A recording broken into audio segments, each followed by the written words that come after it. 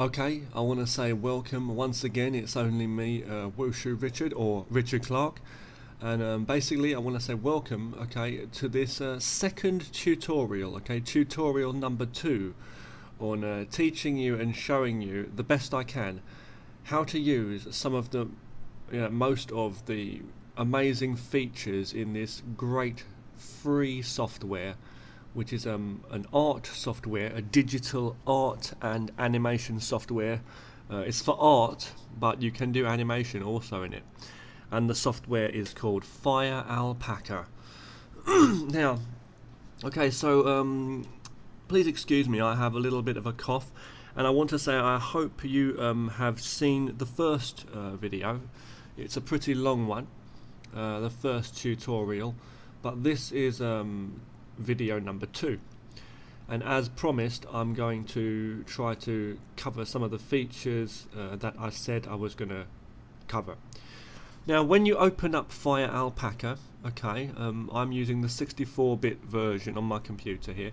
Every time you open it up you'll have this box here that comes on, unless you want to download the latest version and update, and it's always free. Unless you want to do that, then just turn it off. You don't need this, just click it off, this box, okay, by clicking the red cross in the corner, the X.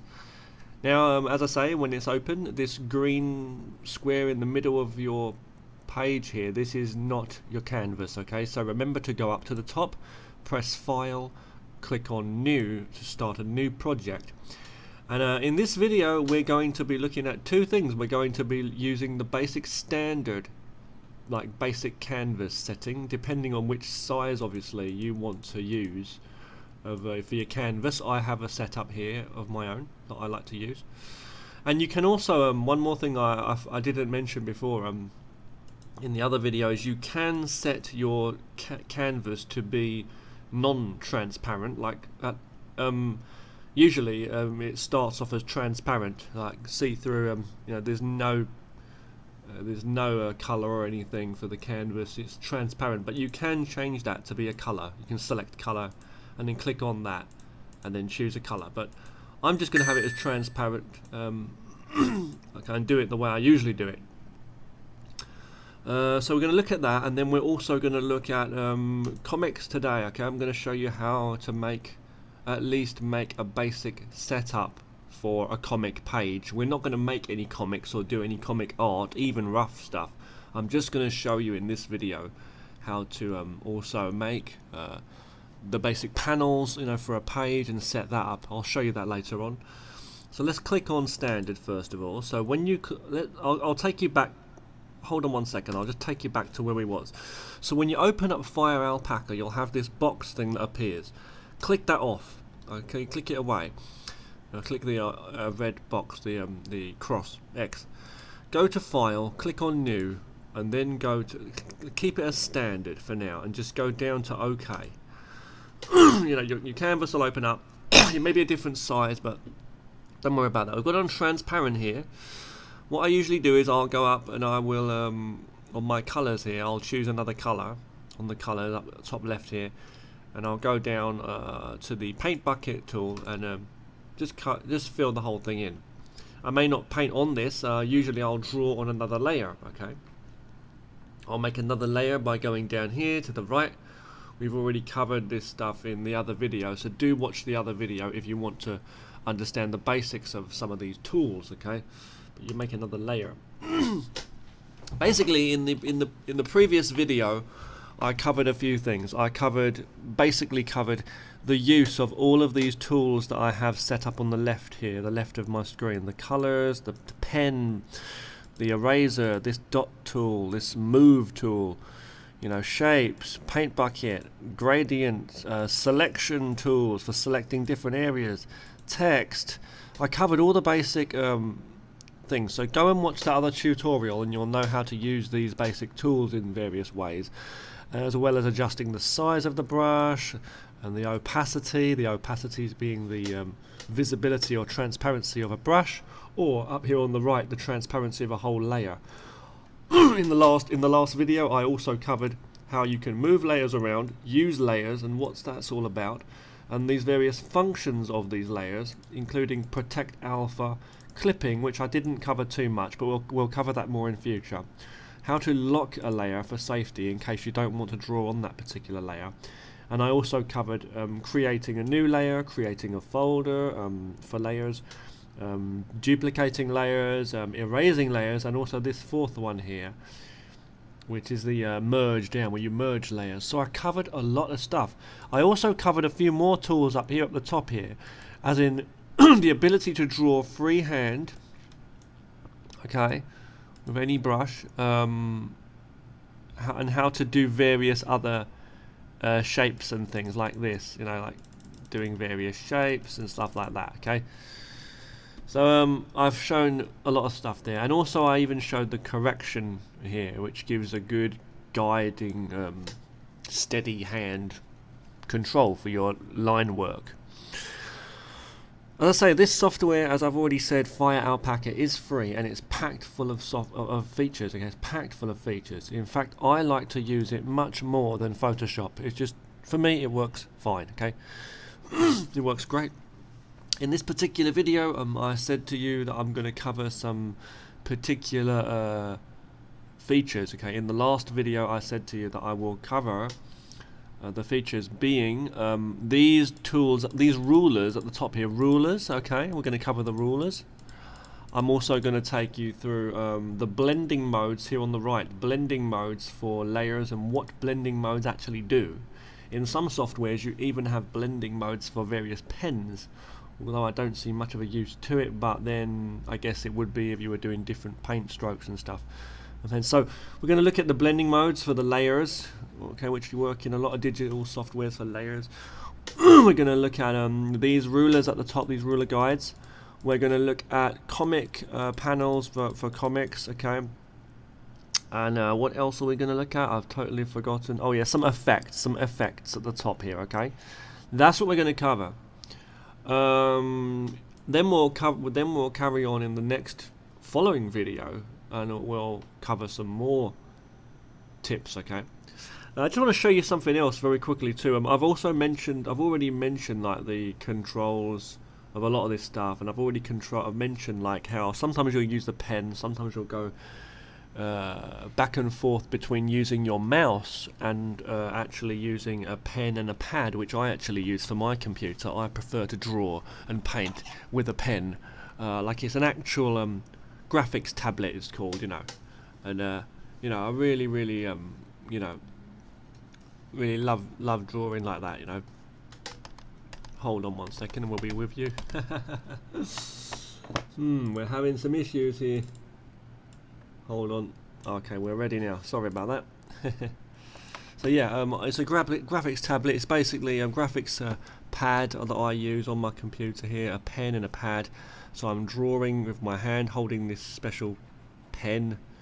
If you don't have one, you know, you can use a mouse, but it takes a lot of practice, you know, to draw with a mouse. You know, I just love to sketch like this. Sometimes I'll start off with a sketch like this, just drawing a sketch, and get really carried away, you know. And what I'll do is I'll go to, that's on another layer, this is on another layer, okay, to the background. And what I'll do is sometimes I'll just make that lighter, like the opacity for the layer opacity on the right here. I'm adjusting the bar to make it lighter. And what I'll do is I'll create another layer by clicking on that blank sheet of paper there, the create new layer thing. And what I'll do is I'll use that as a guide, and I'll draw on top of that, I'll draw my real picture, let's say. And I'm not drawing a very good picture now, but I'm just saying, you know, that if I would draw, you know, a better picture, you know. I'll just use that as a guide, so you'd have a rough sketch first, you know, to give you an idea of what you want. I might decide I want steps here, you know, so I can change things to, you know what I mean. And I can do that, and then do that, and then I can delete the original back layer, the layer underneath it. So that's a sketch, see? So we're just using that tracing. That's another thing you can do. I also mentioned already that you can oh, by the way, this is not great artwork. I'm just messing around, just showing you a couple of things. Now I want to say another thing you can do, okay, another thing you can do is up on the top right here, or at least my setting is like this. my setup is you can zoom in and out by clicking these zoom in and out buttons here. But you can also use your mouse wheel, the scroll wheel, the middle button on the mouse, to zoom in and out, up and down to go in and out.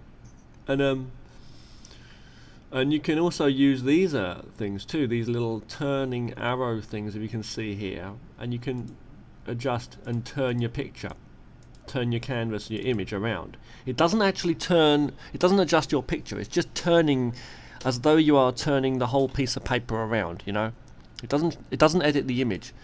So I can zoom in here. If I was drawing something, maybe I would feel more comfortable with my wrist position, my hand literally, and my arm and my wrist may feel more comfortable to draw a line better from this angle.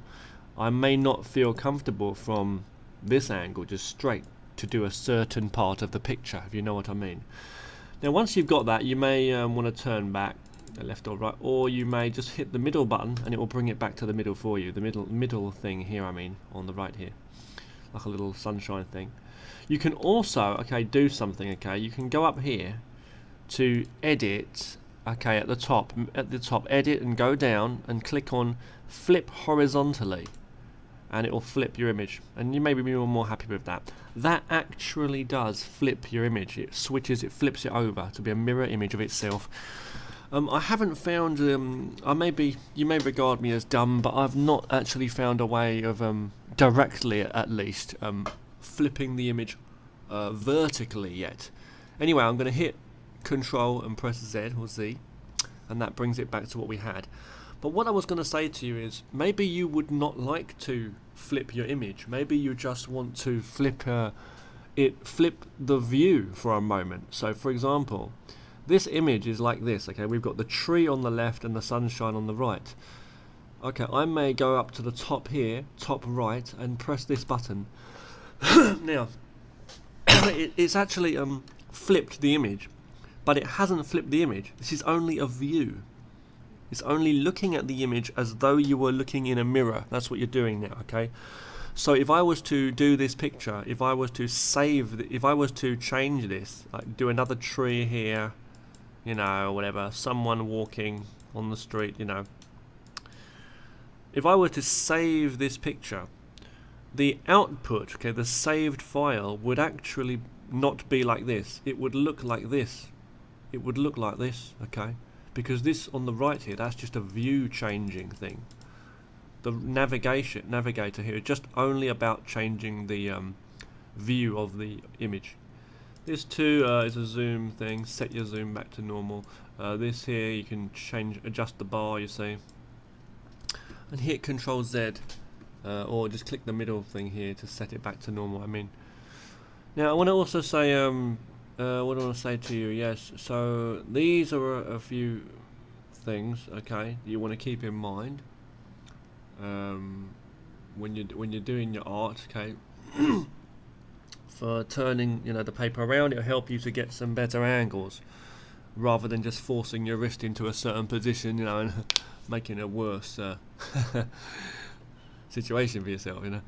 So basically we're going to hit, I'm going to delete this top layer, which is just my lines, okay. It was not on this layer, it was above this layer here. And what I'm going to do now is I'm going to show you something else. Let's go to the top here and we're going to look at these rulers now, okay.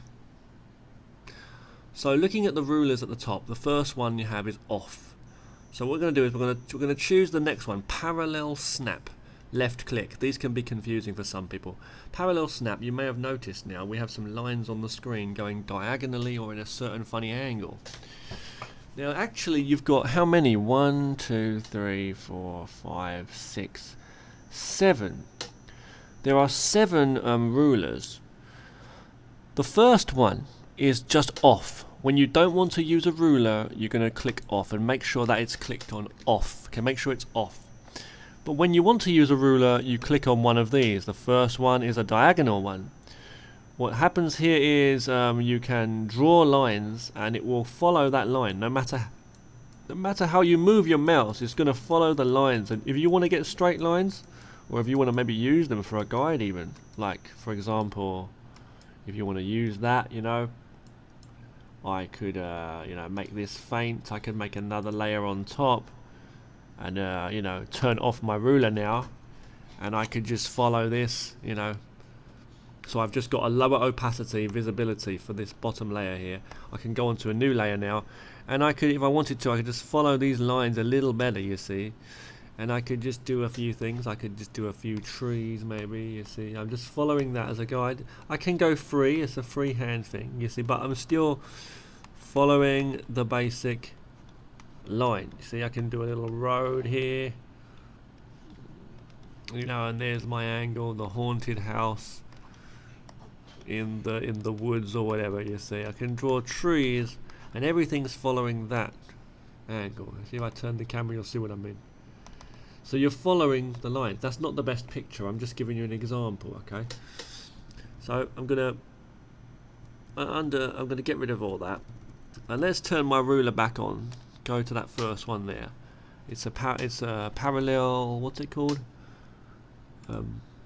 Parallel line, parallel snap. Now what I can do, okay, is I can go to this point. If you look here, just before the freehand, this drop down menu, just before that you'll see a little black dot, this black spot. Can you see that here, this black spot? This is actually a snap setting for all of your 7 rulers. You have 7 rulers at this, in my version at least, 7 rulers here. The first one being this parallel snap. Before that we have the off. Don't forget, you can turn all of your rulers off by this setting here, the off, and you can use this black dot here to adjust the setting of any of the 7 rulers before it, to the left of it. So for example, if I click on this black dot now and I move my mouse, I can change the angle of the rulers. I'm still zooming in and out here using my middle mouse button for the canvas, and I can turn the angle. Okay, so if I wanted to have straight lines like that, I could do that. If I wanted to have angles like this, I can do that. And then left click once you're happy, and then just draw away, and it will follow the lines. Okay, it will follow those lines. I can then click on the black dot again and change the angle to another angle if I wish to. So I can imagine maybe these are trees on a hill. Okay, doesn't look much like it, I know, but you can imagine. Or maybe rain coming down on a hill. Now I'll turn off, I'll click on off, click it off, and then draw the trees, you know, the tops of the trees maybe on this hill, maybe a lake beside the hill, okay? And then when you start to add colour and stuff, like using the paint bucket, you'll see things start looking a bit more like it, you know. But anyway, that's the first ruler, okay? The first ruler being the parallel snap, diagonal lines, or whatever you want to call them, okay? Now, let's have a look again, okay? So what do we have here? What do we have here? If I go up here, oh, I want to mention one more thing. If you go to the paint bucket tool, from this paint bucket tool here for filling stuff, you know, filling anything like blue, filling any areas, okay? You also do have a thing here at the top for canvas or layer, okay? So I think I forgot to mention, or I didn't realize that before, and I didn't mention that in the other video, but you can set it to canvas or layer. So if it's set to canvas, it's going to fill any areas in relation to the whole canvas, but if you select layer, it's going to fill areas on the layer, okay? So if I do a layer, like if I do a shape like this, and I choose the pen tool, the brush tool here, the pen, if I choose red and then go to the paint bucket and fill that, it's doing that in relation to the canvas. So even if I'm on another layer, it will still fill only that shape, you see? You see what I'm saying? As such, where, or you know, underneath it maybe, you know, if I'm on the bottom layer, let's say, or hang on, if I go onto another layer now, and I do this circle on another layer, and I go to the bottom layer again, and then I want to fill the whole page red, well, it's not going to do that because I've got the option set to canvas. If I hit Control and press Z for a moment, hold Control and press Z to undo that. If I click the option and click layer and now do it, it will select, it will cover the whole canvas, you see. Now going on to this here, okay, now going on to this here, onto the next top layer here, and just clicking a color, you can select because we're on layer, okay, so we're on layer, so now it's selecting only areas of the layer that I'm choosing, okay, and this black line is actually on this layer, it's not on the bottom layer. So as I say, you can also go down and choose the magic wand tool here, the magic wand tool, click outside or anywhere, you know, out in certain areas, and you can press delete on the keyboard and just delete that to reveal what's behind it. And the selection, okay, when you go to select, you can also click on inverse, and inverse will invert the selection, so selecting the shape or selecting the outside of the shape. And you can also go to select and deselect. So this is just a quick recap on some of the things you can do there with the selection.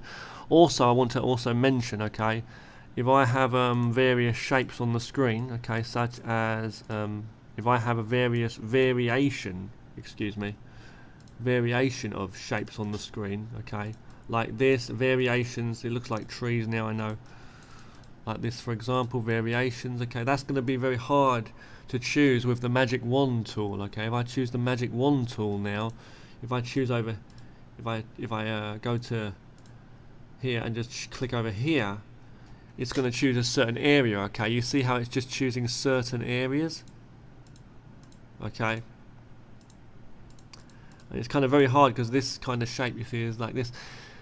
If you go up to the top of the screen here where it says tolerance, you can adjust the tolerance and then re-select, and you'll see how it kind of adjusts how much or how less it's going to select for you of that.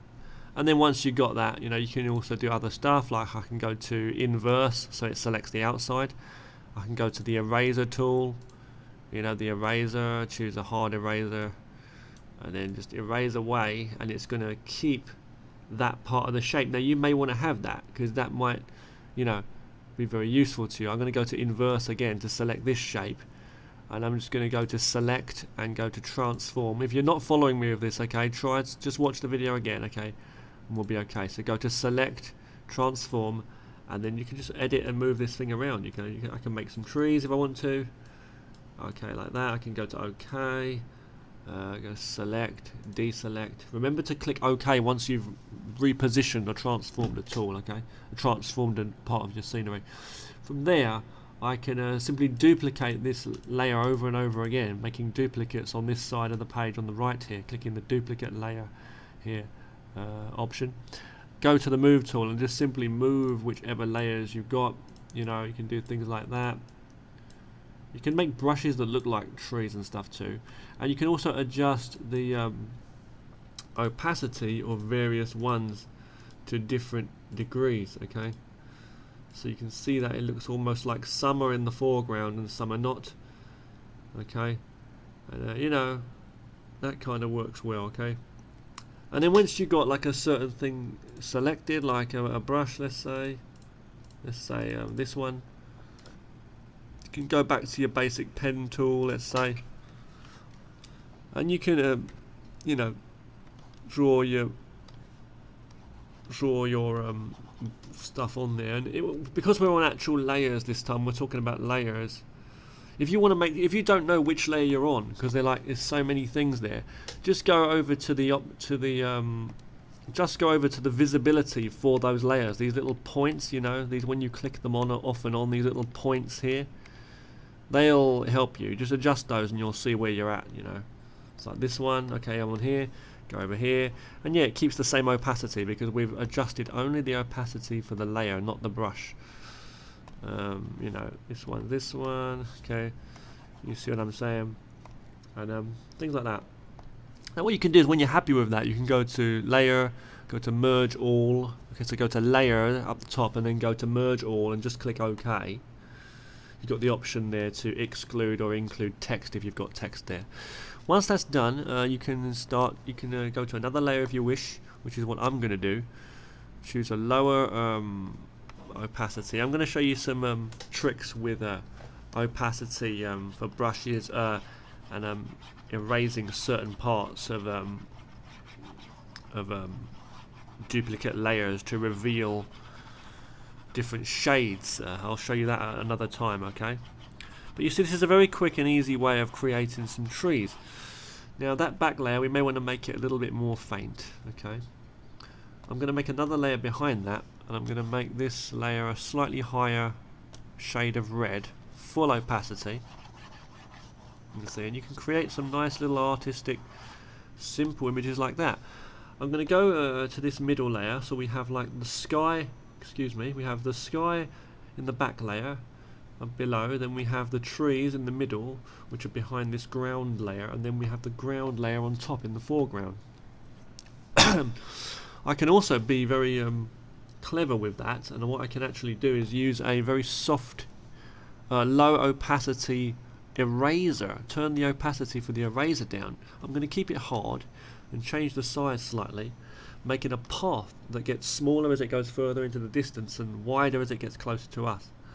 That's actually a bit too strong. I'm going to keep the opacity very low for this, and then shade it. See, when you let go of the when you take the pen off, or not click, and then click again, it makes it you paint on top of that. So you just practice and you'll see what I mean. You can shade as you go along. Okay, so that's like a little pathway going there.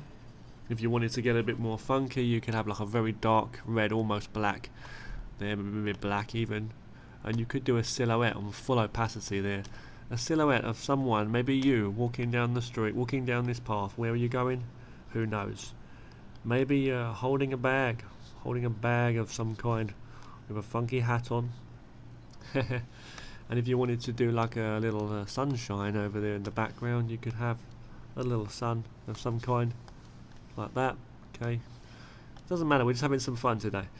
Now that middle layer there, that middle layer being the trees, okay, we can have some fun with that too to make it look a bit more real. We can go to filter up the top here, and I'm going to show you some effects with filter in a moment, but let's just look at one effect first. Okay, we're going to go down and we're going to choose the Gaussian blur, or the Gaussian blur, which I've already shown you before in the other video. Okay, so the first tutorial. Okay, so we're going to adjust that a little bit, not too much, and a bit more maybe to make them look a little bit more blurry and realistic, like they're far away. And we're going to also adjust the opacity for that layer a little bit more, so they're further away. Okay, and I think we're going to have a blur for that sky with the sunshine in the background too. Okay, that looks better. Okay, so wait for it to load up. Okay, and now I'm going to show you something else. I'm going to go over here before we continue looking at our rulers. I'm very sorry, very unprofessional like of me sort of thing. I should be showing you these rulers, but we've already looked at one ruler, as I've said. And clicking on that ruler again for one moment, don't forget I can also do some more effects. I can make another layer on top here by clicking over here, making another layer. Click on that black little dot here, this point, to readjust my angles. And if I wanted to, I could have rain. Draw some lines, simple lines like this, and it looks like it's raining. Okay, raining down, okay. Quite pretty heavy rain actually. There should be more clouds, I think. Remember, when you're done with that, click off, and that will get rid of those lines for you, okay. You can also adjust the opacity of that particular layer to make them fainter, okay, like that. So we have some rain. Now I'm going to delete that, okay, the rain. Let's just look at something else. Going back onto my sky layer, what I'm going to do is I'm going to choose a spray brush, which is very soft, and we're going to keep it as white. I'm going to adjust the size of this so it's slightly higher on this bar here. Make it slightly larger than the sun itself, and make it a low opacity. And I'm going to click, click, click again and again. Actually, even more, make it a bit of a stronger opacity, I think. And look what happens. It makes a glow almost. It looks like it's glowing. I'll make it even bigger now, and a lower opacity, and it looks like it's really shining. And we can also paint over here too, paint on top of everything. So it looks like we have some shining going on from the sun, okay? It looks like it's really up there, you know. And there's different ways we can attain different variations of blurs and glows and all that kind of stuff. What I'm going to do now is I'm going to merge these layers together. I can simply go to layer and go down and click on merge all, or I can manually merge whichever ones I wish to by clicking on a layer over here on the right, and then clicking this thing here beside the trash can, rubbish bin, which merges a layer down with another. But bear in mind, when you do that, it mixes and it adds on the level of opacity or certain things that you had for those layers, so you may not want to have that. So if you only want to merge let's say 2 of these 3 layers, but you don't want the problem where like the middle layer is not on full opacity purposely because we want these trees to look like they're further away, then you don't want this top layer. When you hit the merge down button here, it's going to bring it down and it's going to add the same level of opacity to that layer. A way around that, okay, if you don't want to go to merge all, because if you go to merge all, it will merge all of the layers like this into one layer. You click merge, go to layer at the top left, go down, click on merge all, and then click OK. It will merge all of these layers together, and it does not give any layers the opacity of other layers. It just merges them as they are with their settings and just makes them as one layer. Now this is what we want. This is what we do want this. But for one moment I'm just going to show you how you can merge 1 or 2 layers or any number of layers without. This is one way around this I found of without having the problem where a layer applies the opacity level of another layer to itself when it merges down with that layer. Hold control on the keyboard and press Z or Z to undo that. And now what I'm going to do is I'm going to go down to my bottom layer. Let me just give this a try. I'm not too sure, so let me just give this a try, okay? I'm going to hit the visibility off for this sky layer, okay? This little point here. Click the point, turn it off. If I merge this top layer down with the middle layer, it still gives you that problem, okay? Okay, so what I'm going to do is, I'm going to hit Control and Z. So what I'm going to basically do is, I want to use the advantage of this layer up the top here, merge all, because when you do that, you don't have the problem with the opacities.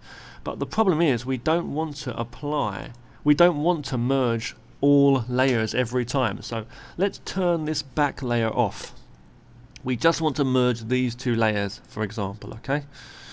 Okay, so what I'm actually going to do is so with only these 2 layers visible, I'm going to go to layer and merge all. And don't worry, when you do it this time, it will not add the sky layer because it's not visible. So it's basically merging all layers which are visible. Okay, so clicking on that and then going to OK, it will merge those 2. Now it puts that new merged layer underneath the others, so that's wrong. So we'll drag the sky layer down below that one again, and then we'll click the visibility on, and there we are. We've got the right settings for everything. And if we do want to merge everything now which is visible, we can do that again. Go to layer and merge all, or we can simply merge this layer down with the other, seeing as that they both don't have any problems with the opacity. It's all on full opacity. Okay, if I wanted to, I could make a duplicate of this particular layer, this top layer. I can make a duplicate of this and then go to the middlemost one, and if I wanted to, I could go to select and go to transform and resize that, and then turn that maybe and bring that over here maybe, and we can do some funky things like reposition stuff, and just do some different funky crazy effects, but this is not really what we want to do. I'm just giving you an idea, like of some of the stuff you can do, like there's somebody else maybe walking on another part of the road, click OK when you're happy with that, turn down the opacity slightly, you see, and then maybe work with the erasers and stuff, and you can kind of like do some cool stuff basically, like as if there's a guy walking over there, you know, in the distance, another guy walking maybe, let's say, you know, for example. That's what I'm trying to say. But anyway, I'm not going to confuse you too much. I think I'm confusing you too much now. Let's erase all of that, and we're going to start a new layer. Erase these layers and make a new layer. Okay, we're going to go here, and let's look at some of those rulers. Okay. So going on to the pens again, okay, the pens. Normal pen, let's go to the ruler, click on the pen. The first one I've already shown you, which is this diagonal one, which gives you these kind of lines, okay, that you can adjust by clicking this black dot, adjusting the line here, and then going the other way, like so. The next one, the other one is this one, the second ruler, the third on the line, but you know the first one's off.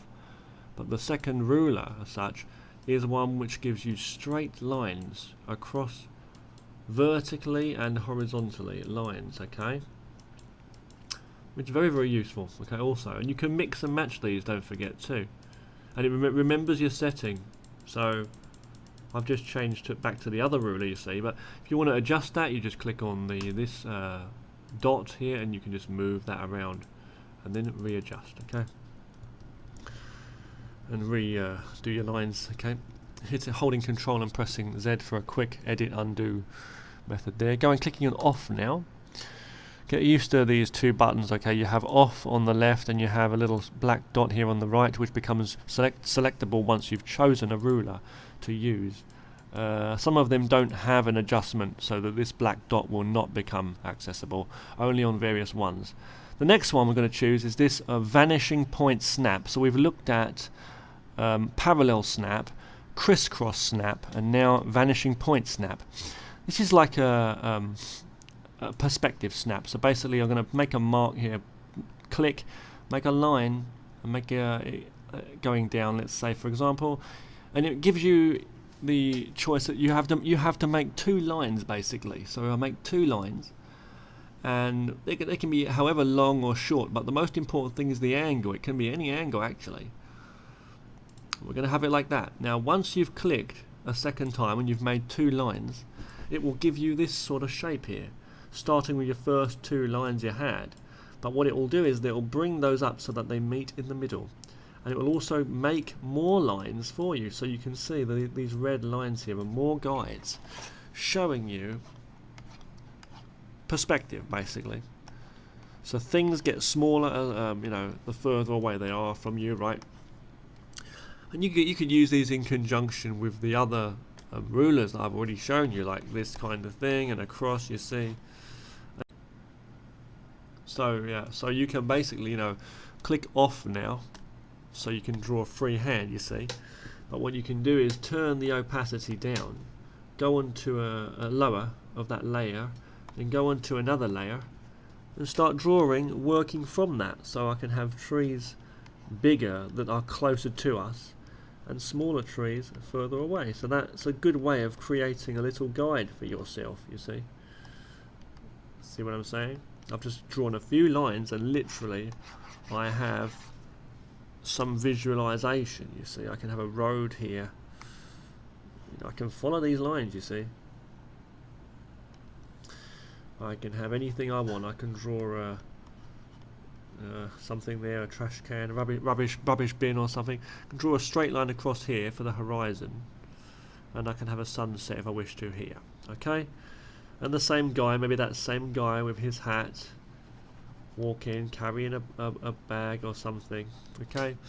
And then what I can do is I can delete the back layer, and there we are, we have that perspective. You can see how things get smaller, you see, in the distance. You see what I'm saying? As further back they go. I can go onto another layer, not on top because it will cover everything, but below, dragging that layer below now, I can literally colour underneath the lines if I wish to, you see. I can colour if I have time, I can do it very neatly, you know. And I can do various things here to create a picture, okay, of sorts, okay. And this is some tips for you there. So combining art methods, layers, understanding of perspective, and then using the various rulers to create different effects. Okay, now let's make another layer and we'll look at the next ruler for a moment. Filling it with a simple colour with the bucket tool for a moment, paint bucket tool. Got the tolerance on 1. Going to click on pen so that the rulers become visible. So we just looked at the perspective vanishing point snap. The next one is this one, which is a cool one. And why is it not moving? Why? Don't forget to rearrange the position of a ruler. Click on this black dot here. That's something I struggled with at first when I first started learning this software. Click on a point, click, and there you are, you've made your selection. If you're not happy with that, re-click that and readjust. Re-click that black dot. Okay, I want to have a sunshine up here maybe, or something, right? Or I can click off to turn my ruler off, or I can click back on that ruler to make it reappear in the same position it was where I last had it set up by using the black dot. Once that's done, okay, I can simply you know, use my pen to draw lines, and you see it's following those lines nicely. Okay, this could be useful. This could be for an explosion or someone doing a fireball like Street Fighter or something, if you want to draw some funky effects. Now okay, let's click off. The next one is like this. This is pretty cool, this one. It's a spiral thing, so it's creating spirals, okay, so, or circles, okay. So it's creating circles, being careful. It follows them to a certain degree there, you'll see. See, so this could be pretty useful. And you could mix that together with the other rulers like this. You know, you could create 2 lines here with the vanishing point one. Change the thickness of your brush if you wish to, you know, and just draw different things. This could be a vortex to another dimension, maybe. Portal to another realm. I'm going to turn that off now. I'll get that off. Okay, and the next one is this one. And this one is, I'm pretty sure I know. This one, you click here and you click various points. It's a curve. It's like the curve pen. It's similar to that. When you've got your point, you double click once you're happy. And then what happens is your pen will follow the line that you've made. Just like a setup. But I don't think there's much need for that. It depends how you're going to work with things. Okay, so those are the rulers. Okay, those are the rulers, and that's how to use them. You have this adjustment thing, this black dot, which appears only when you click on various rulers to reset the position of them, and you just click to set the position. These 2 arrows are basically undo and redo. The off button is just switching your ruler off so you can draw freehand again, depending on the setting you've got set up, obviously. And then that's basically that. Okay, now we're going to look at some more features. The next set of features I'm going to show you right now is the blending modes, because the blending modes are very, very useful. Okay, let me show you what I mean. Okay, first of all, I'm going to draw a house very, very quickly, a very simple house. Okay, very simple. I'm not the best artist, but in this video I'm going to show you a simple house. Okay, very, very simple. So here's a house, okay, and I'm going to basically give it some colour. Fair enough. Oh no, not like that. I'm going to give it some colour in a moment. I'm going to give this here, okay, a colour. That's right. So I'm going to joining the lines up, because if you don't join the lines up and there's gaps between them, then you can't really fill them with your paint bucket tool easily. So I'm going to make this house. Let's make it yellow roof, like a yellow roof, pink rest of it, and then we'll give it a white door. No, we'll give it a green door. And then what we'll do is we'll have some dark green for the grass here. And we'll give it a blue sky. We'll give it a blue sky. Okay. And then what we'll do is I'll give it some don't ask me why, but I'm going to give it some orange clouds. Orange. The reason I'm not choosing white is because, and I'm choosing different colours, is because I'm going to show you what the blending modes do in a moment. I'm also going to choose a grey. Now, what happens is you have a lot of blending modes, okay? So when you go over here to the layers, okay, on the right where you have your layers, okay, you have a selection of different effects, and I won't show you all of these effects because it's going to take time, and not only that, you need to see how the effects apply to different situations in different pieces of artwork. So basically, I'm going to add another layer by clicking this thing here. Okay, click on that. Okay, have one more new layer, and I'm going to adjust the layer blending, the way it's blending. You can also adjust the opacity, the viewability, transparency as such for that as well, of the above layer, don't forget, which will also have an effect on how these blends look, these blends, okay. These blending basically means the way blending basically means the way as such, the way the layer looks on top of another layer. So whether it's not only transparent, but like to different degrees, different color effects, different glows, and different kinds of effects. So for example, if I use overlay, let's go down here and let's choose one of the most common ones, which is overlay. Okay, that will change the color. So if I choose another color now, okay, if I choose red, okay, very strong red, okay, and I have a big brush here, a red, okay. Now first, let's go to our layer, our new layer, okay. Let's go to the new layer and let's choose normal, okay. Let's choose normal here. If I just draw, what's going to happen?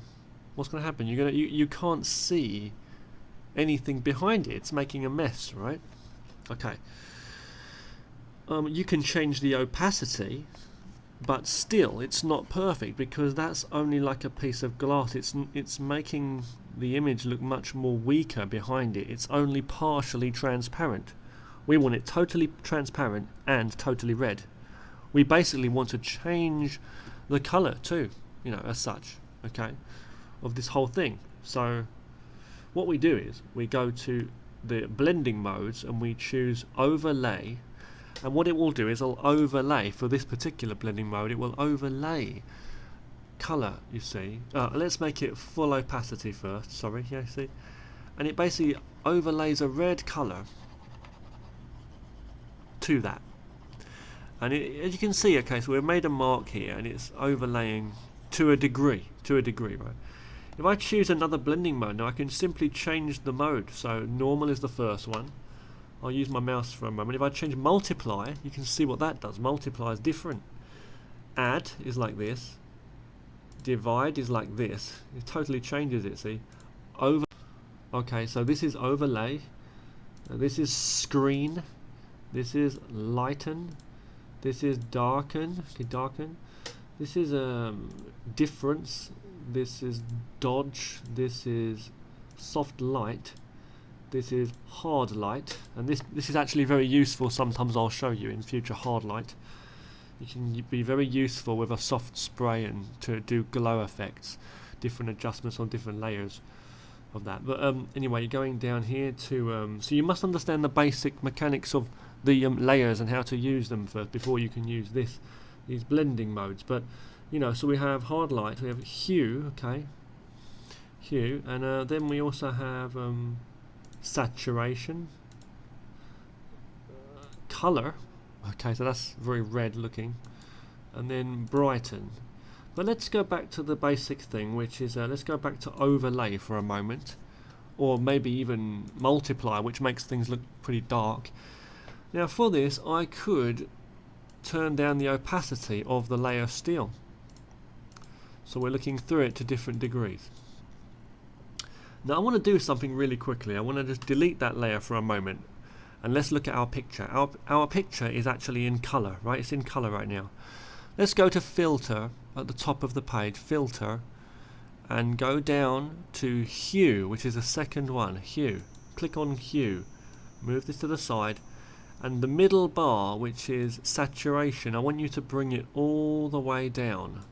So we have basically black and white, grayscale. And what else I'm going to do is I'm going to bring the brightness down slightly too, because I want to have it grey. We need something on there. We can't just have black, okay? We can't just have white, so we can't just have white.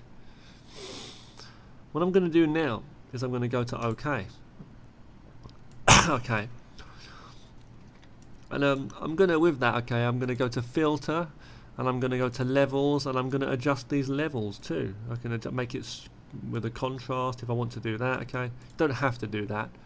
But those two are very useful, okay? So when you go under filter, you can go to levels or hue to change the saturation. So what we have now is like black and white. Yes, we have black and white. While I'm here, I'm going to show you something else with the blending modes, okay? If I go on to another layer, make a new layer here, and change this to overlay, okay, I could actually paint on top of this, and it will colour. Right, now you can see the red, okay? If I go over here, it will have this, and if I have this here, it will have this. Can you see? There are different shades of red. It is overlaying the red colour, or this reddish pinkish colour. It's overlaying so that it's fully visible. We've got 100% opacity here, and the brush itself too, and it's on another layer and it's set to overlay. You can have it to multiply also. You see, these are very similar, but multiply makes it darker and stronger. Overlay is the most common one I would use. But what it does basically is it adds a different shade of red, or whichever color you choose, to whatever you've got below it, whether it's a color image or a black and white image. So a lot of artists like to draw, like digital artists, like to draw and paint in black and white first. It's time saving, and it's a good way of adjusting your shading and giving yourself less work later on. But sometimes you have the ability of mixing both. You can manually add your own colors and shades if you wish to as well, even. Or because, you know, if I was to be here trying to choose from my colors which kind of red, which shade, dark red, light red, sometimes it may look a little bit wrong, you know. I'm gonna be like this and it's not right, you know. So if you have a black and white layer to start off with, and you make a new layer and set it to overlay, for example, then you just choose your basic color and it will give a different shade for the different things, okay? And you can also choose another color, you see, like you can choose green, and you can see we have different shades of green on the path and on the grass there, okay? So this is very, very useful, especially if you have a lot of shading going on. Let me give you an example here. I can make a duplicate here, a duplicate of this black and white layer, and make this layer darker by going to filter, then going down to levels, and then on the bottom bar just bringing this right hand marker slightly down to make it darker. Click OK. Now I want to look through this and let things get lighter as we look into the distance. So I'm going to choose an eraser tool with a low to mid-level opacity on the brush, which is the eraser brush as such we've chosen. Go up to here, soft eraser, make sure it's clicked to soft edge. Okay, for this you must, okay. And then make a large brush, as large as you can, and then erase, and you'll see how things gradually get, you know, lighter or darker, you know, to certain degrees. You see, it's a different level of shading, and I can merge those two layers down. I can make another layer, make this one brighter, maybe go onto the top bar, topmost right bar thing, move it along to make it very bright, okay, put that down below there, and then start erasing from the top one. So you can see as we look through these different layers, we're looking through, I've merged them down as one layer now, but they were originally duplicate layers with different levels of dark and light added to them by using the filter and then levels, okay. And then what you do is you can adjust so you can see through to reveal a darker or lighter or more blurry or whatever it may be, the layer behind, a duplicate with a slight change to it, a slight difference to it. So now I've merged this down and we have an image here with various shades going on. If I wanted to make some more shades and stuff, I can simply hold Alt on the keyboard, click somewhere to take a quick selection of the colour which I'm choosing from the canvas, choose a pen and paint in a tree for a moment, paint a quick tree. Now with this selected, I'm going to choose another selection. I'll choose a lighter one by holding Alt on the keyboard, quickly clicking somewhere where there's a light colour, maybe this grey on the sky here, I like this, let go of Alt and then just click on here.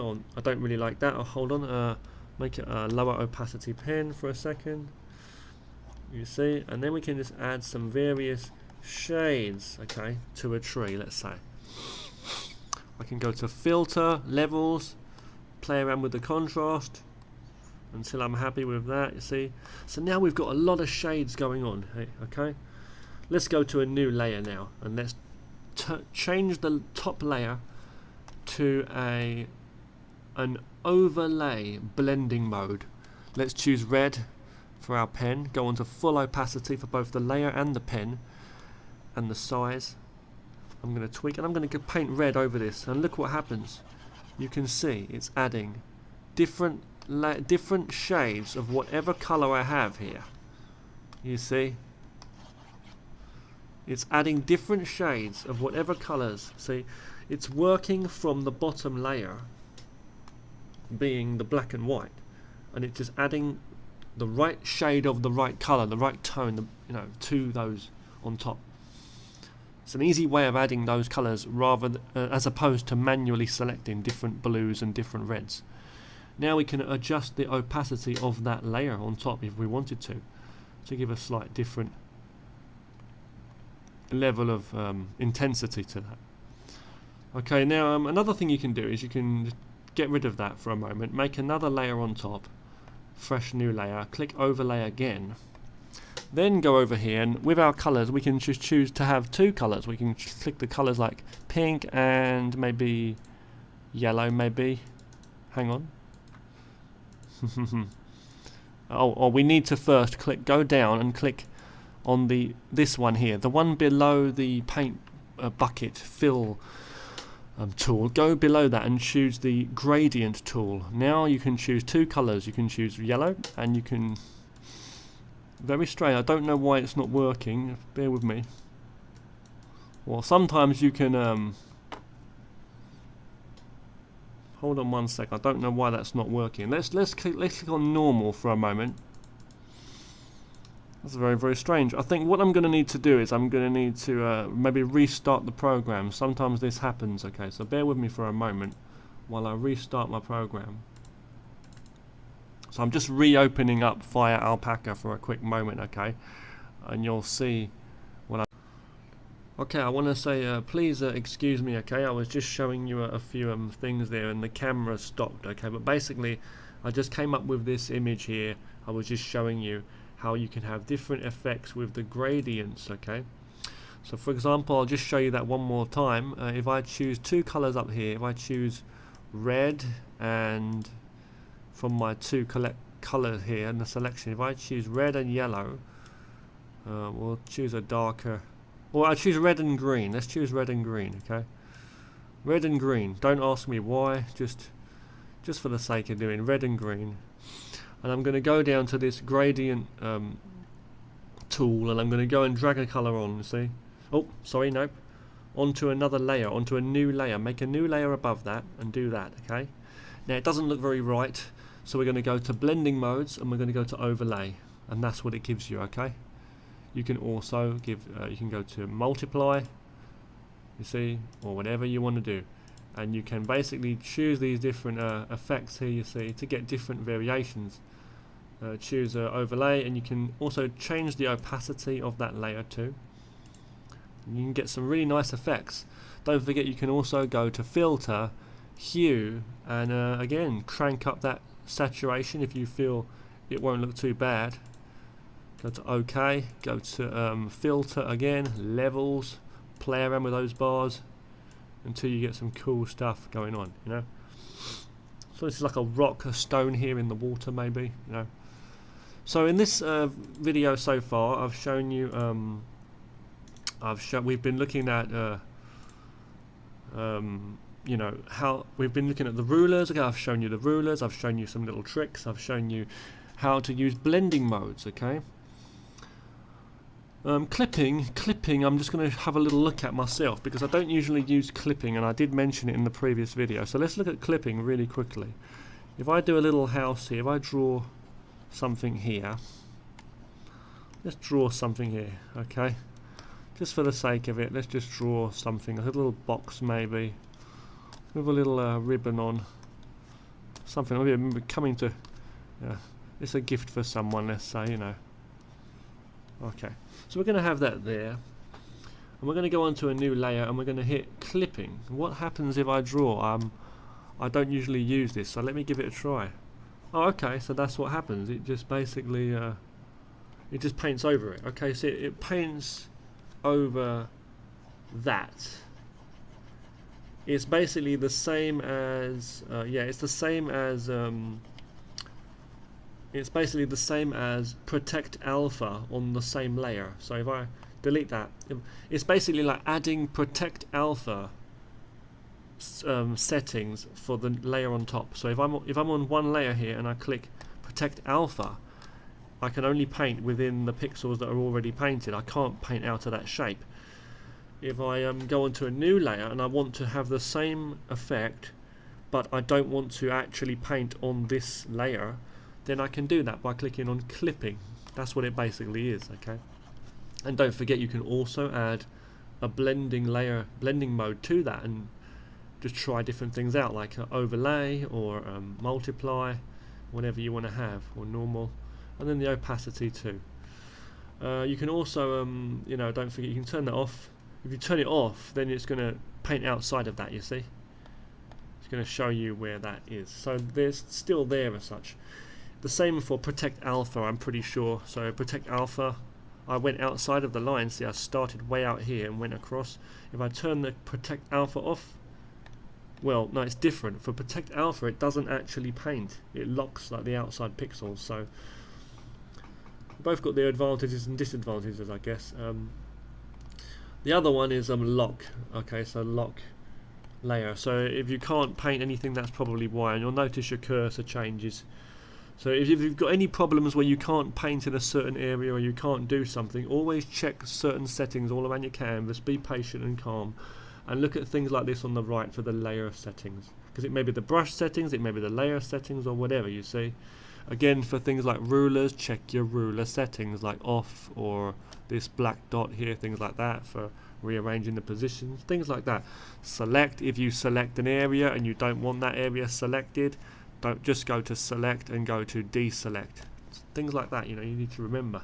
And again, if you make a selection and you're not happy with it, you can go to select and you can go to inverse to select the outside area. So that's another thing you can do. Okay, and then see, that was set to lock, so I need to unlock it, and I can paint, and it only paints outside of that. If I go to select and deselect, you'll see what I mean. Redo and undo seem to work for a lot of the choices you make in this software. Now, anyway, yeah, so what I want to say now is basically, you know, don't forget, you can always copy and paste and duplicate a whole layer or a part of a layer, and just move things around. Okay, also, you know, and you can go to select and transform, and it will select that for you, you know, and you can just readjust things as you wish to, you know. It will select the area that you've painted in. So yeah, so those are some real useful things there to keep in mind. You've also got things like the name. You can name or add certain effects and things to the layer. So you can change the name of the layer, or the effect it's going to give, like an effect to the thing. So I don't know what that's about there, but it has supposedly added an effect to that there. If I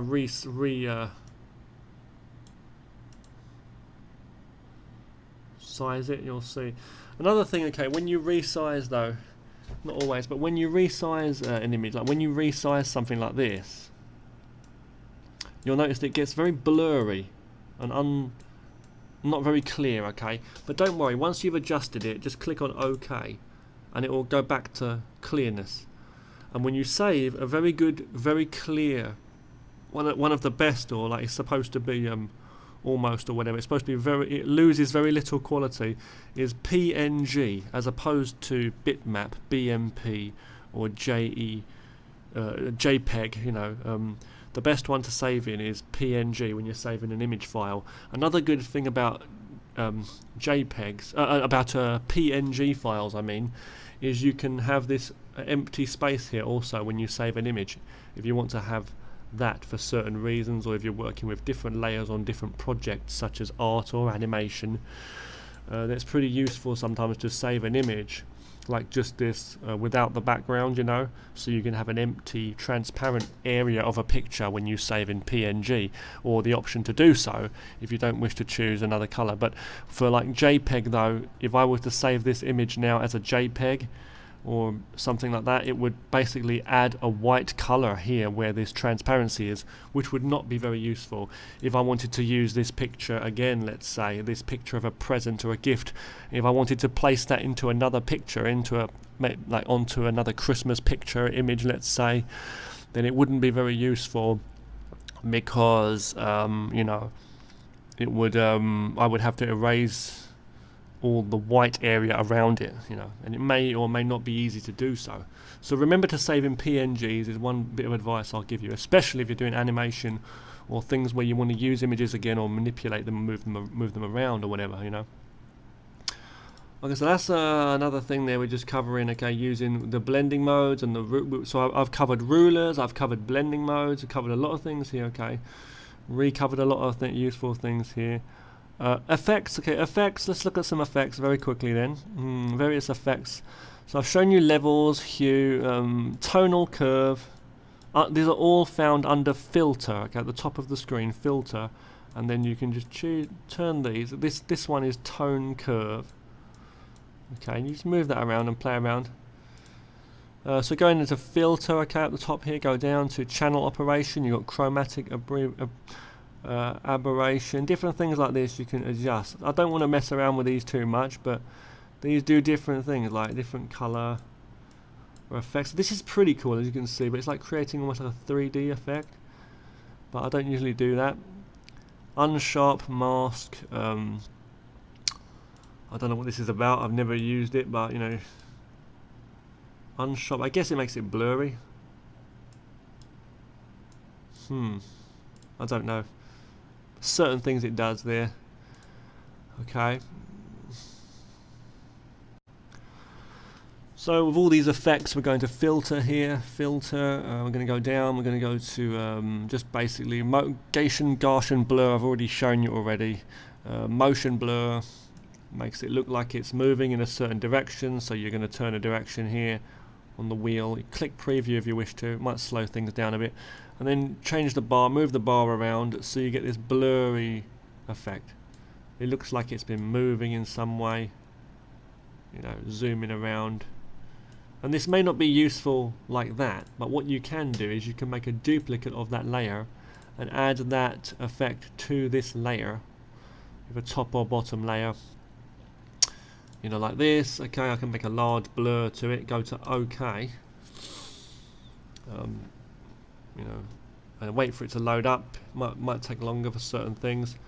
And then what I can do is I can adjust the actual opacity of this layer, which I've added a blur to, or whichever various effect. See, and it looks like it's moving. I can adjust the blur, you see, or I can move this layer down below it now. Make it, you see. I can also move the layer itself to move it across. You see, like this, you see, and then that. I can make a duplicate of that if I wish to too, and put that on top of there, move that across, do that, you see, change the thing, like I can make it a glow blending mode. I can choose hard light or another, something, or maybe like a screen or something, you see.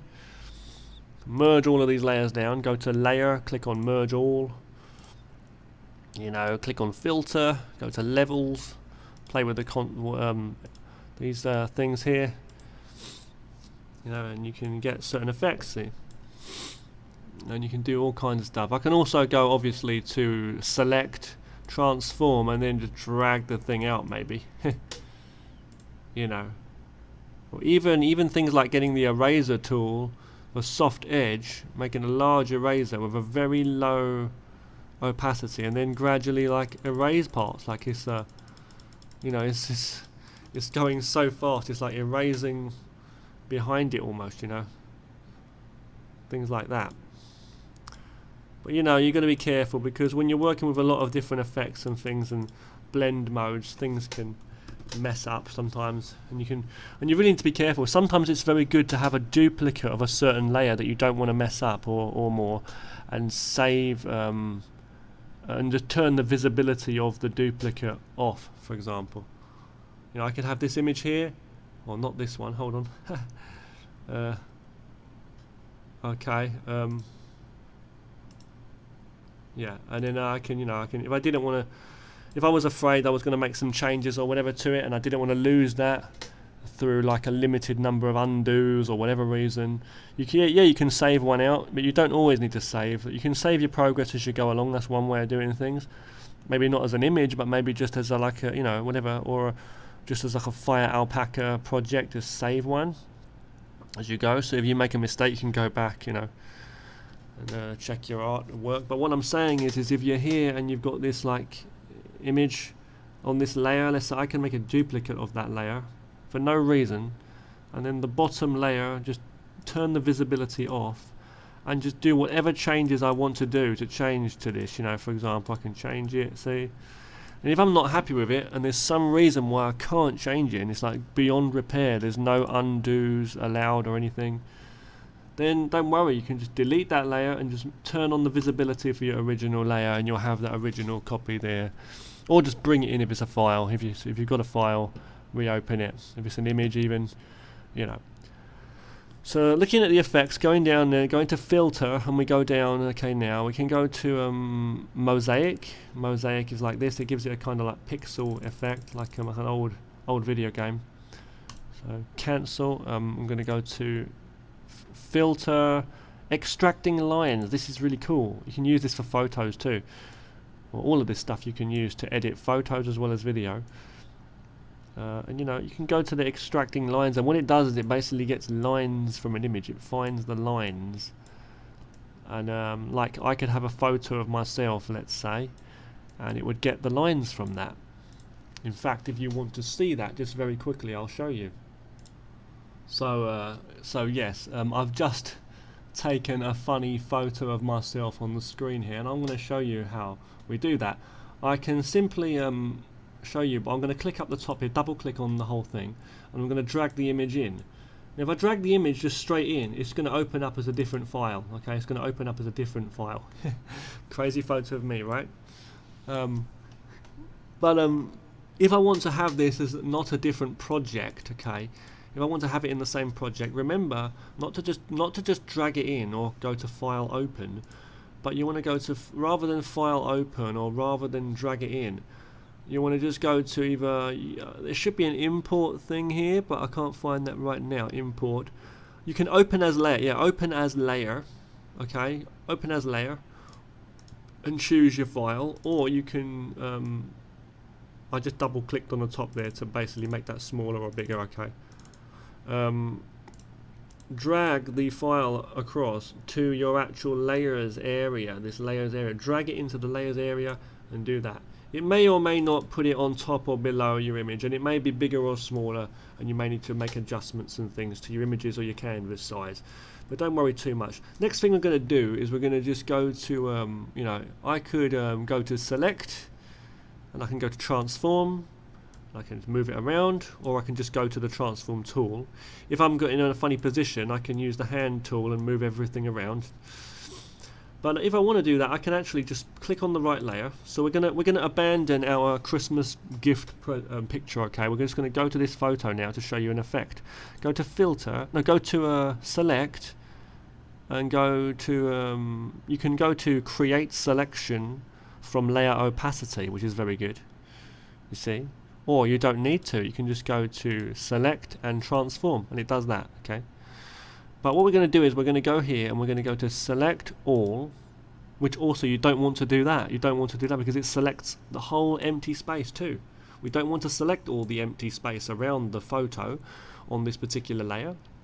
I can simply delete this back layer, by the way, but we've still got this empty space. I want to go to select and I want to go to create selection from layer opacity, not brightness, okay, opacity for this one, okay.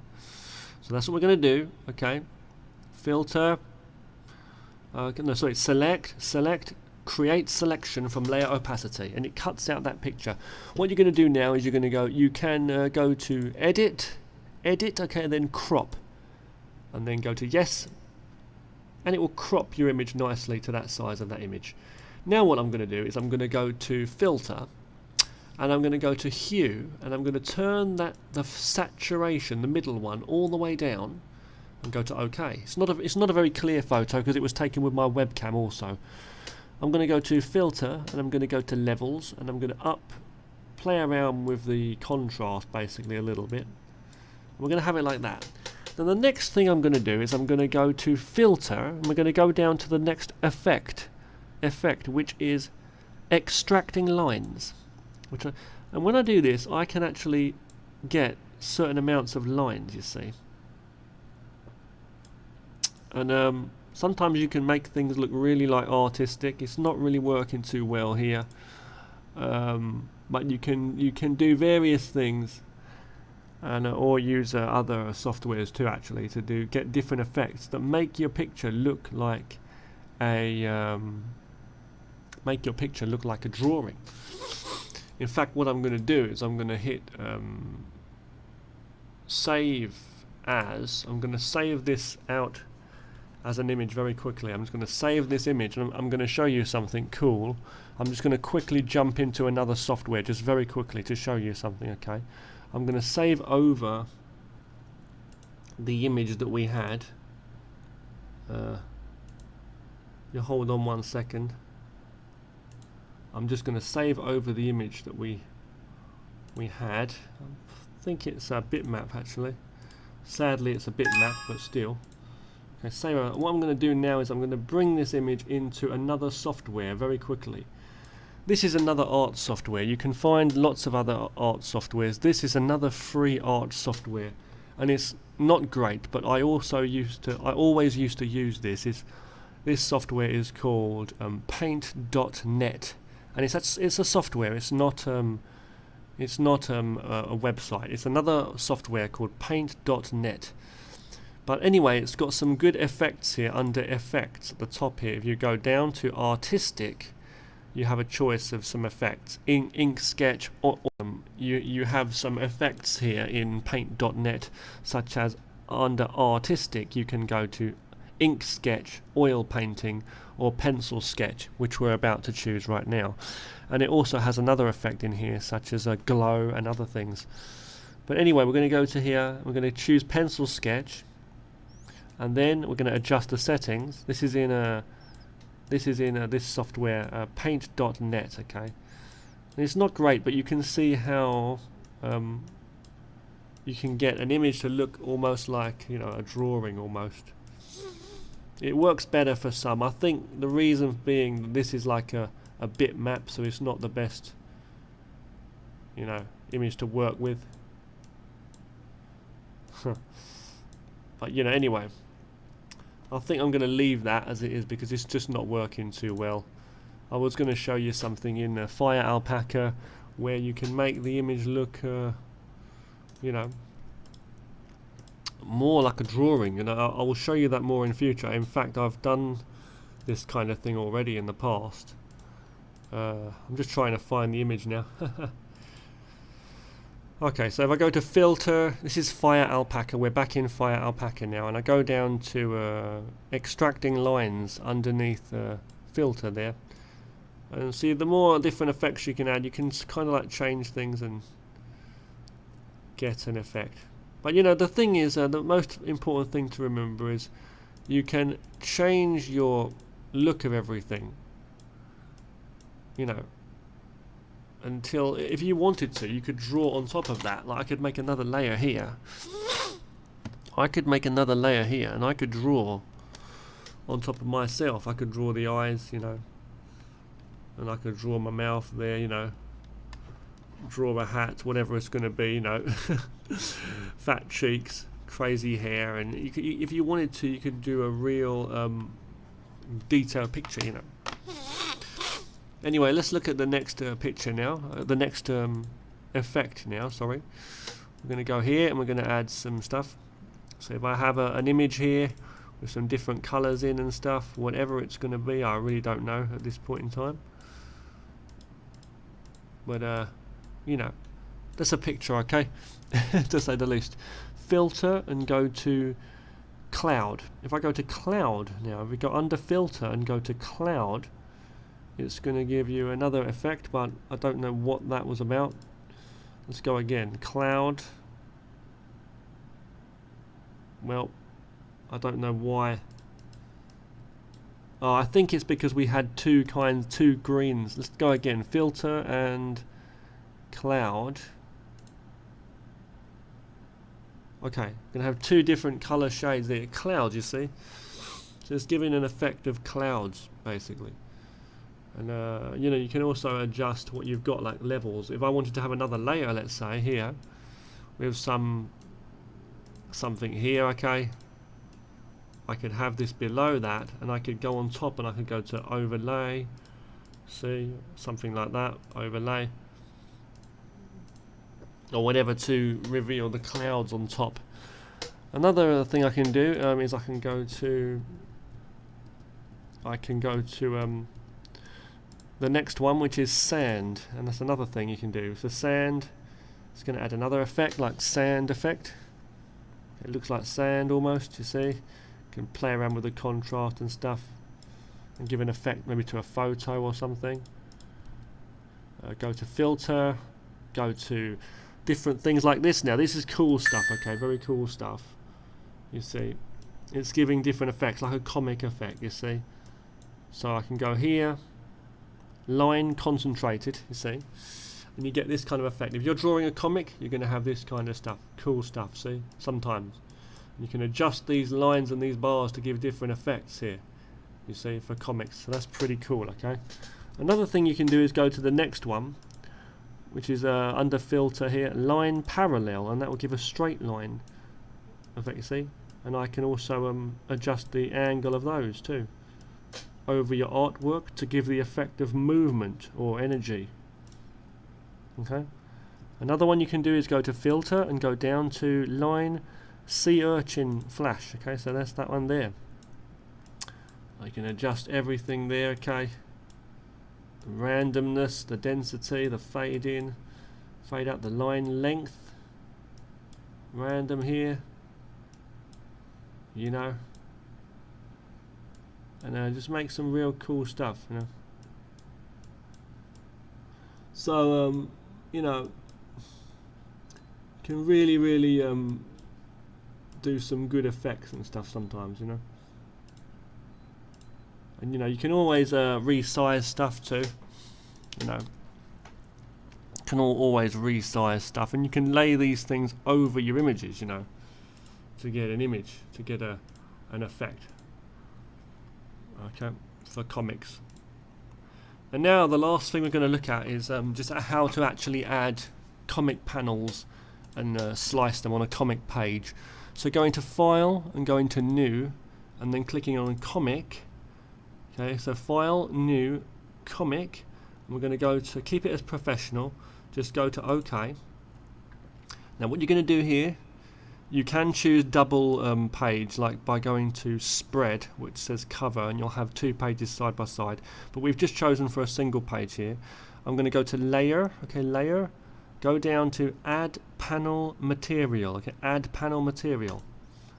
Click it, and then don't adjust the lines straight away, the width and stuff. You don't need to, or the color of the border if you don't wish to. Just click OK, and it gives you this thing here. Now, what it does is it automatically changes your mouse cursor to another tool.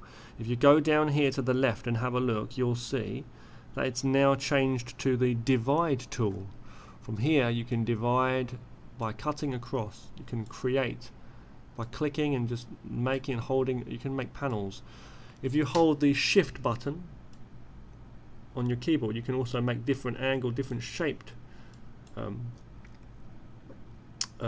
panels too. Now what I usually do is, okay, what you'll find is if you click on the pen now, the brush tool, you'll find you can draw over everything. But what I usually like to do is I like to go on another layer below this. Okay, but you'll find that it's not a normal layer, it's just an extra thing. So what you can do is you can just have this here. Basically go to File and go to Rasterize. Click on Rasterize and then go to OK. And it will basically make a copy of this whole thing as an actual image, and it will open in another project. So go to the original one and close that down. Click on No, don't need to save it, and you'll have this image here. Now you can actually choose the magic wand tool and select different areas. What I'm going to do is I'm going to do that and click within each panel and delete by hitting the delete key after clicking inside each one. I'm using the magic wand tool over here. Click and delete the areas, okay, to leave holes. So we're looking through these holes like they're windows.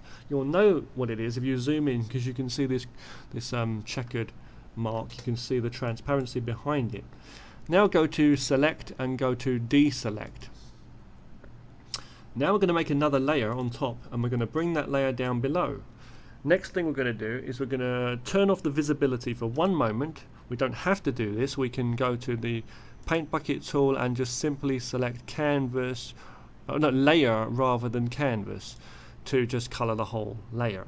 But what I've done to be safe and just to be quick is I've just turned the visibility off for this top layer, this panel layer. The bottom layer is completely plain, and I'm going to choose a certain color. I'm going to choose not white, but a slightly darker, like a grey, almost grey. I'm going to fill it in with the paint bucket tool, and I'm going to turn the visibility back on of that top layer, okay, like so. Now what I'm going to do is I'm going to go to a pen, go to black on the colors, choose my pen tool, and go in, and I'm going to start drawing away. Okay, so what I'll do is I don't want to draw on top of everything. I don't want to draw on here, that's wrong. I want to draw on this bottom layer. Okay, but you'll see it goes over every box. You don't want to do that. Okay, so you want to make another layer anyway. And what I would usually do is I would choose a thin pen, a thin-ish pen, and then what I would do is I'd make a low opacity, or keep it a full opacity for the pen, but turn the visibility, the opacity of the layer down, your middle layer being your pencil layer. Turn it very down, very faint, so you can just about see, and just start drawing away what you want to draw. Now if I draw over here, it's going to go into... Okay, now if I go over the layer, you're going to see it's going to go over the line, over the line. So we don't want that. What we want to do is make sure we're on the right area. So what I'm going to do is I'm going to go onto the top layer for a moment, and I'm going to go to the magic wand tool, and I'm going to basically, there are different ways of doing this which I'll show you in future, more so, okay, in future, but I'll just show you briefly here. Just click within the panel you want to draw, and then go down to your layer below this panels layer, which is above your background grey layer, and it's just for the pencil drawing, sketch, and all of your artwork. Now when you draw, you won't have to worry. If you go outside of the lines, it does not matter at all. Okay, these can be some steps here, maybe. Okay, maybe you have a guy walking up the steps. Okay, some guy, some zombie, or whatever you're gonna have, you know. You may have a face, whatever it's going to be. Very good art I'm talking about, not this. Okay. And then when you want to go to the next layer, you'll simply repeat the process. Click on the top layer, go to your magic wand, click within the area, click back on your middle layer, and start doing your next picture. This could be a boat on the sea, okay, in the rocking sea, whatever. You know, there under the moonlight. Okay. Then what you're going to do is you're going to adjust the you know, click select and then click deselect. so you make sure you're not only adjusting a part of the layer, but the whole layer is now deselected, and you're going to choose the opacity for that layer and turn it slightly down. Now you can, as I say, go to the top layer again and start selecting different areas. If you want to do it that way, I would advise you to first turn off your visibility totally for your pencil layer, so as you can click the area without worrying about clicking within the lines, such as like this, you know, like this. You see, you're going to have this kind of a problem if you don't turn off the visibility first. So turn off the visibility first. Then, okay, make another layer on top of your pencil layer and turn the visibility for the pencil layer back on. This next layer on top will be the pen layer, and you want it on full opacity, okay, full opacity with a black pen, and you're going to go over that with very good art, okay, and draw properly on top of what you've got there, zooming in if you need to, changing the angle if you need to, things like that, okay. Also is very useful up here, top right.